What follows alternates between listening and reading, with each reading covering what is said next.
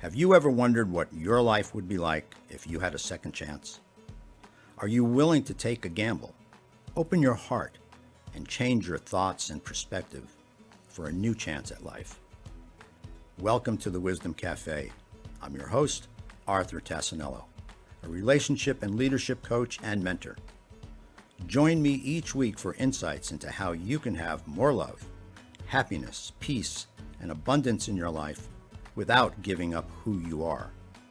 Know that you are powerful and you are the governor of your life. So listen, learn, and leap into a better future.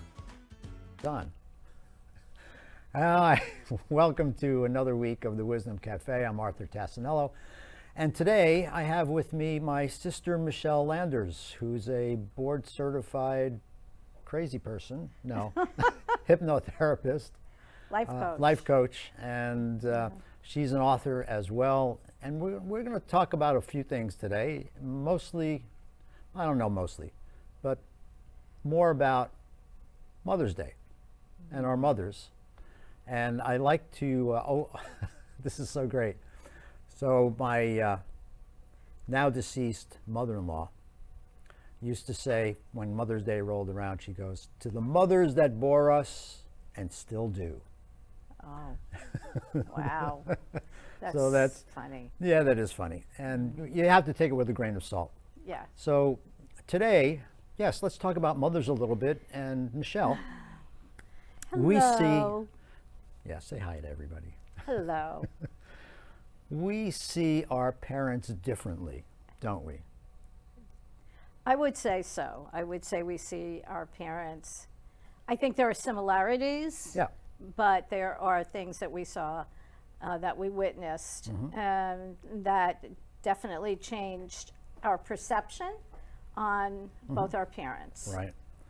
I remember distinctly that our dad one day said to you that your mother didn't want you. Right. Right? And how old were you when that happened? I think I was probably in my 20s, maybe my 30s, but it was soul crushing, to hear that. Yeah. It was. And so that's interesting because I thought it was when you were younger at some point in time. Oh, no. I had lots of other Issues. terrible things that were said to me. But that's okay. It was all, it's all about the lessons and the experience and the gift and all that. Yeah, I do remember. It's interesting that, I liked our mom more than you did. You liked our dad more than I did. Right. And for whatever reasons, we had our own perceptions about that. Correct. And I do also remember. It's funny. I think I remember more things about what your dad said to you, which always makes me wonder why you liked him more than mom.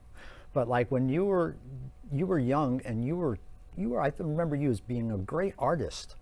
You were amazing at it. Thank you. Oh, wow.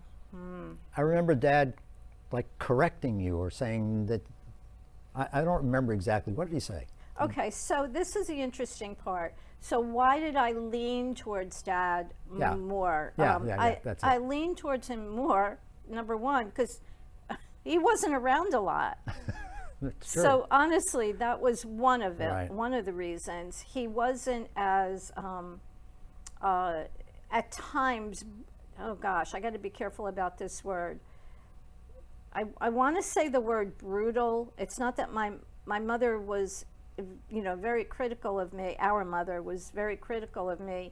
But our dad, in his own way was. So what he had said, and thank you for bringing that up about being an artist. By the way, that's one of the big areas that I have to work on, because all these years, after what he had said and after their refusing to allow me to go to Parsons School of Design, I stopped drawing. Remember that.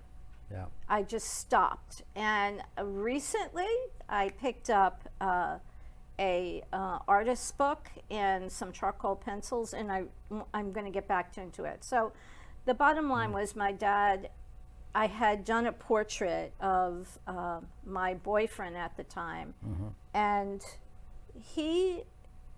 I thought it was pretty good, honestly, and he came over with his pencils and corrected it for me. And yeah, that was, there was a number of this is going to sound so harsh, but a lot of soul crushing messages that I received when I was a kid. So I just wanted to bolt. I just didn't want to stay in that environment. And so, I went out into the world with a lot of skewed ideas about how the world worked, and skewed perceptions about the world. And I went out there and I had to figure it out, for myself. But being, I think Carolyn May says, sometimes you have to, as far as families go, you have to pick up your bed and walk. But by doing that, you're either going to sink or swim. You're either going to become really angry and bitter, or you're going to find out, you're going to dig deep, and you're going to find out more about yourself. And of course, my belief is, I do believe in reincarnation. I do believe that we come back over and over again. I do believe that we all have a message, and we're all on a spiritual journey. So, yeah, a lot of things. So why did I bring that up today? Right? Yeah. Why did I do that? Well, we want to talk about mothers today, and mothers for Mother's Day. And I really wanted to talk about, what do you do when you live in a family where you have that kind of dysfunction? What do we do about that? What can our audience do? What can people do? Because Mother's Day is coming up. Some people don't want to see their mom. Other people can't wait to see their mom. Other people will just fall over and giving them gifts, and other people go, I wouldn't give you anything if you gave me the money to give you something. Right. And so we all grow up in those environments that just don't always work well. So what, in your estimation, your perception of things, or your advice to other people, I mean, have you gotten over that? What kind of advice do you give people about that? Well, I think one of the things that I suggest to clients, which is going to sound kind of funny, but I think it's great if we all had a little bit of selective amnesia. So if I didn't have, this is the key, if I didn't have the memory of those situations, those remarks, what would my life be like? So it's pretty easy to, for the most part, to answer that. So it's keeping that memory alive of the things that happened, for me, is the undoing. If you keep that memory alive, if every time something happens that, it triggers you, and you go, oh yeah, I remember when she said, or she did, then all of that all those toxic emotions come up. Your cells are affected, your health is affected, your everything, about you, emotionally, physiologically. So my suggestion is to, in hypnosis, you can go back and change it, which I've done that. I've gone back in hypnosis and imagine that my parents apologized. They what? They were different? They were different. And your mind is so damn powerful. Right. But the thing is, forgiveness. Forgiveness isn't for the other person. I think most viewers probably know that. Forgiveness is for yourself. And there was a great post recently. I wish I could remember it exactly. I didn't know how strong I was until I had to forgive someone who, I'm going to screw this up, but I didn't know how strong I was until I had to forgive someone who never apologized. But it's something, along those lines. And I agree with a lot of that. I know for me, with our dad, Yeah. it took me decades to kind of let go of what I saw as a person. Right, he was missing all the time. And in a way, God bless us for that, because he worked hard Right. and he gave us a decent home. We're never rich, but he gave us a decent home. We had food on the table, we had a bed to sleep in, we had clothes on our back, right? So those were all the good things. Right. All the right. things the little things that he did, like with your drawings and the other things in my life that I saw that were missing and so forth, and that where he always seemed to be somewhere else and not at home, Right. right? Present with us. Right. In a way, I forgave him. But today, for sure, I've forgiven him for sure about these things. But the pivotal point for me was when I went, you know what? He was doing the best he could with the knowledge that he had. And there was no Here's the thing. In most cases, and maybe I can't even say most cases, in some cases, your parents don't mean harm. It's only they're doing things the way they know how to do them, maybe the way they were brought up, that makes them the way they are. So if you can kind of look at it from a side view, Yeah. that says, all right, let me look at this person as if I really didn't live with them, as if I didn't really know them, and say, well, what's behind that? And you'll never forget those things. You'll always have those memories. However, you have the opportunity to kind of let it go. Even if you don't totally forgive the person, just let it go, because it's in the past, and what it's doing now is it's affecting you. It's affecting me if I don't let it go. I agree. It stops me from just being a more positive person, and may even drive me to do some of the things, as it did when I was younger, with my son, Yeah. until Right. I got through that. So Right. yeah, so we're talking about parents, even though we're kind of talking about Mother's Day, but we want to just impart a little wisdom about some of the things that you can do. As we ended, I was here earlier for the Brooklyn Café show, and we ended the show with, today, right now in this moment, there's someone that you love, there's someone that you care about, and I want to encourage you to reach out to them and tell them that you love them, because you don't know when you're not going to be here anymore. Right now, we're going to take a quick commercial break, whatever that word is, break, and we'll be back in a few seconds. Thanks for joining us today. Thank you. Have you ever wondered what your life would be like if you had a second chance? Are you willing to take a gamble and change your thoughts and perspective? Welcome to the Wisdom Café. I'm your host, Arthur Tassinello, a relationship and leadership coach and mentor. Join me each Wednesday at 3 p.m. to explore what it is to be human and create that second chance. You've been watching The Wisdom Cafe with Arthur Tassinello. For more information, please contact the studio at 888-994-4995 or send an email to arthur@arthurtassinello.com. And now, back to the show. Hey, welcome back. This is our kind of Mother's Day event show. The reason I brought it up is because my sister, who is a very prolific writer, I love her. She's a great author. She's got a lot of great messages. And I have to say, we're really blessed that we somehow, the education, I guess, the good stuff, a lot of the good stuff got downloaded to us so that we can do what we're doing today, because it not only helped us growing up, helped us become better people, but now we want to help you. That's our purpose.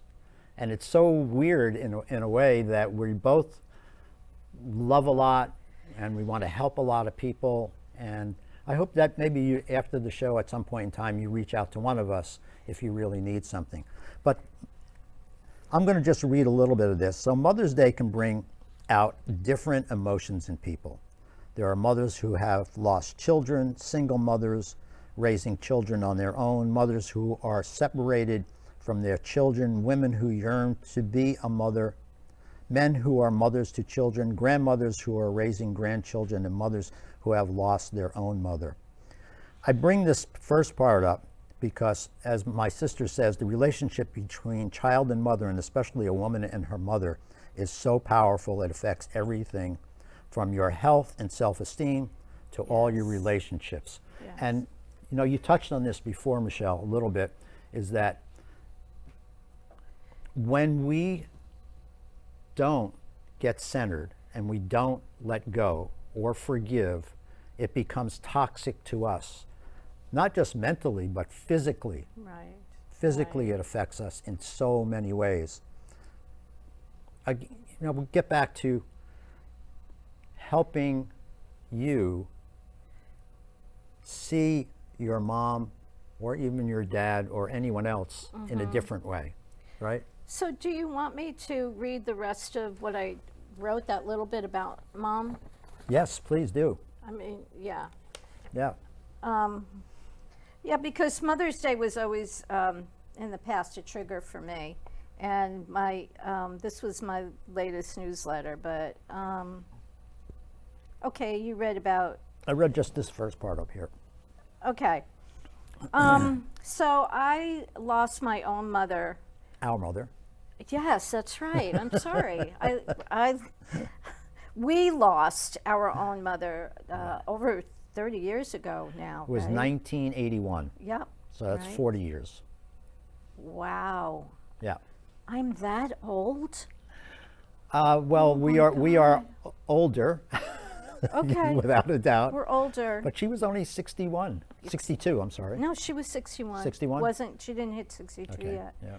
Okay, so this is what I wrote. It was devastating, of course, but not only for the reason you might expect. My mother kept our home and her children clean and neat. She was a fantastic cook and seamstress. She was bright. She was creative. She was an incredibly imaginative woman.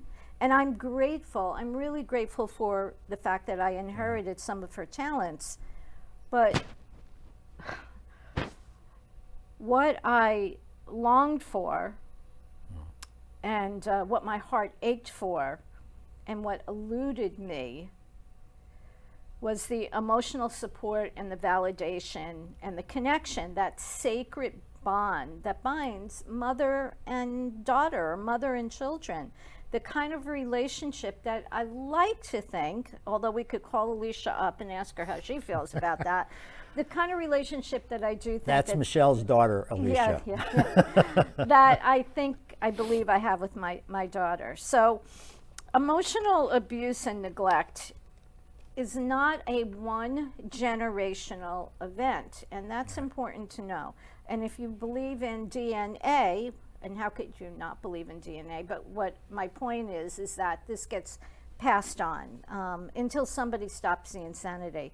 So my mother, though, at the understanding her background, at the very tender age of 13, was entrusted with and held responsible for the care and upbringing of her 6 younger siblings by her mother, our grandmother. And that's pretty rough, because our grandmother was, let's say, a trendsetter. She divorced her husband during a time that you never divorced. you right. never get divorced, but she was a spitfire. And so as a result, my mother, a beautiful soul, was driven by her own demons that plagued her until her very untimely passing at 61. So as I mentioned before, so I ventured out into the world fairly early with little emotional skills. And, but eventually I learned how to be the mother that I longed for, but not only to my children, but to myself, because that's what I really needed, was that nurturing.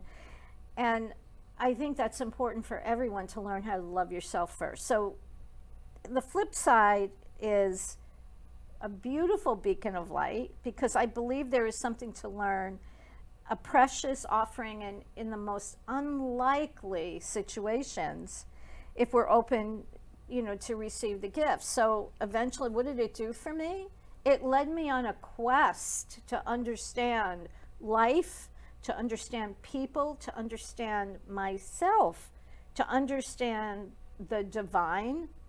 And I fell down so many rabbit holes into quantum physics and all of these other studies. And I just want to say this, which I think is really important because it's about gratitude for whatever.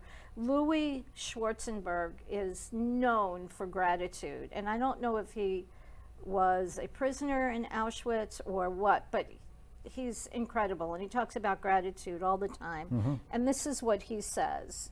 This is just one little tiny piece, but it's, to me, profound. He said, if your friend is ill, you're grateful that they got better. If your friend dies, you're grateful that you knew them. And that's his point. His point is, in every situation, there is a gift. Yep, absolutely.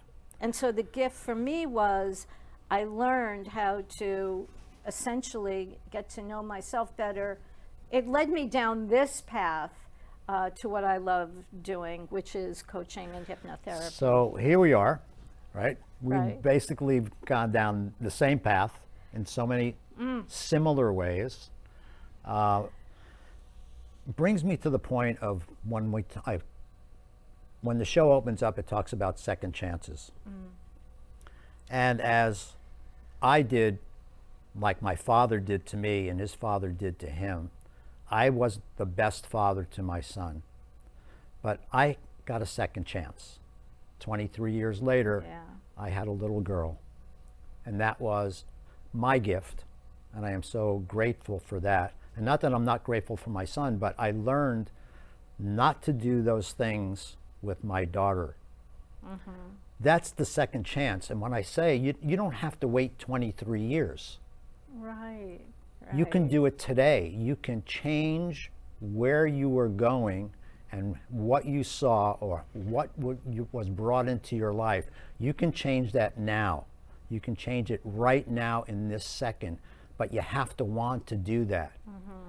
You can't blame your parents anymore. I mean, you can. I shouldn't say that. You can do whatever you want in life.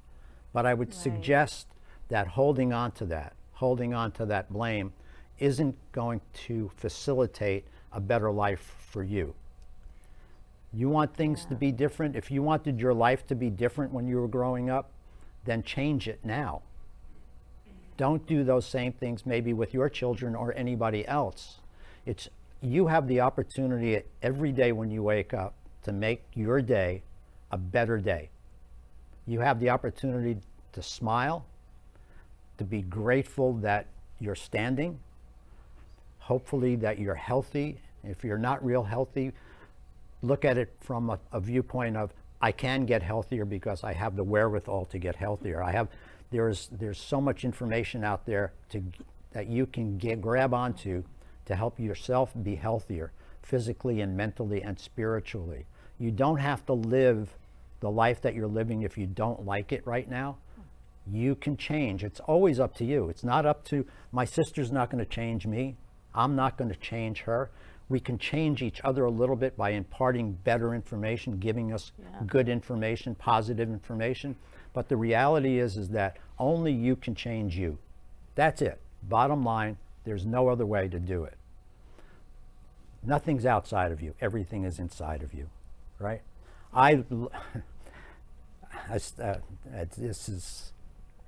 This gets me emotional. Life gets me emotional. Family gets me emotional. My daughter, my son, my sister, thinking about these things. I love you. I love my parents for the things that they showed me that were good and the things that they showed me that I don't want to be. You can change your life in a second, in an absolute second, but you have to want to do that. And we're here to help you if that's what you want to do. We've lived it. We write about it.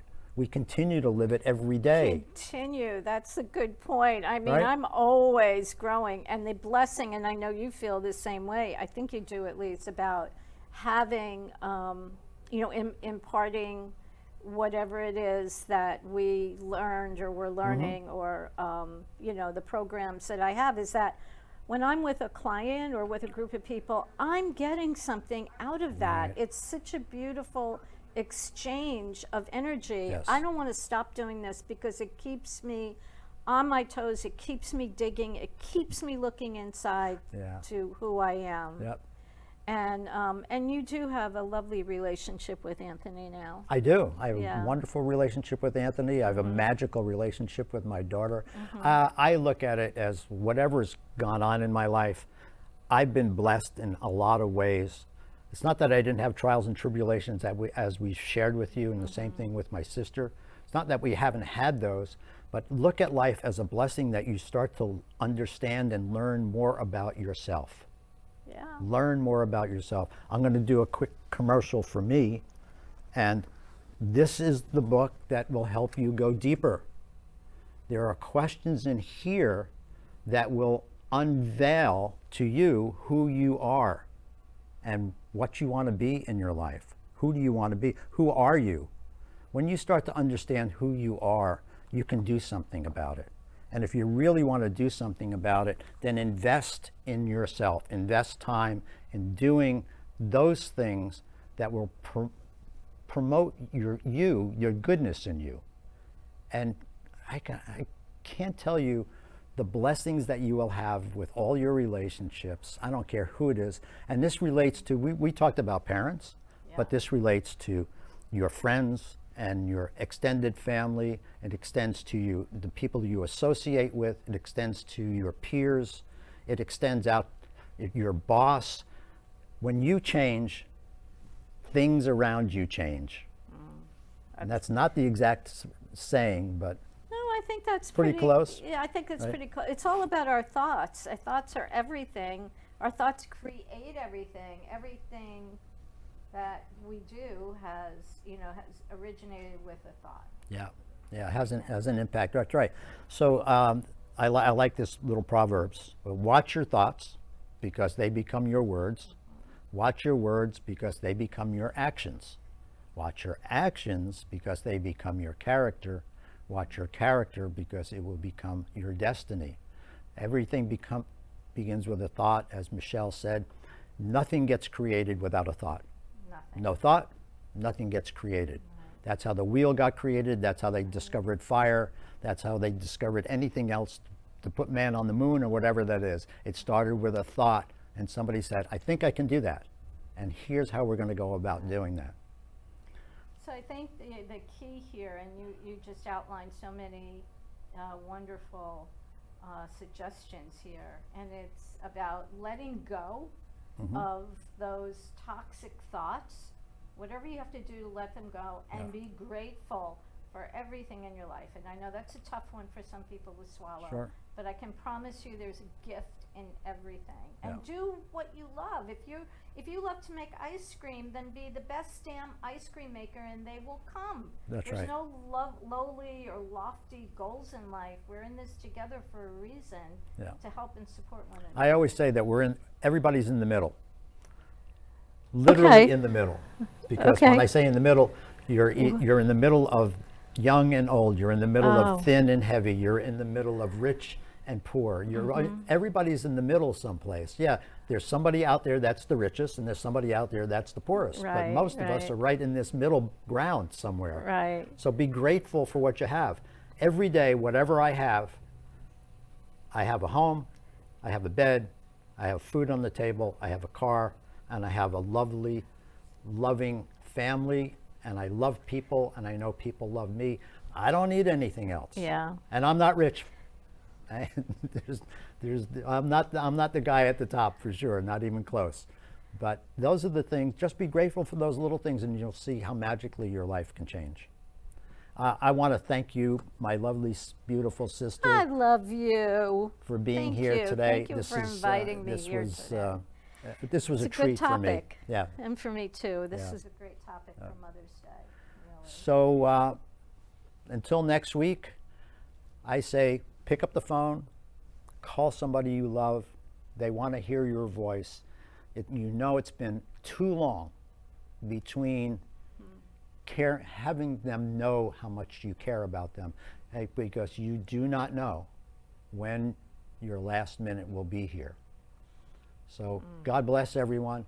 Have a wonderful week. Until next week, be the change you wish to see in the world. Thank you. You have been watching the Wisdom Cafe. Join me each Wednesday at 3 p.m. to explore what it is to be human and create that second chance, as I examine ways about how you can have more peace, love, and happiness in your life. Until next week, remember this: when you change what you do and the way you look at things, the things you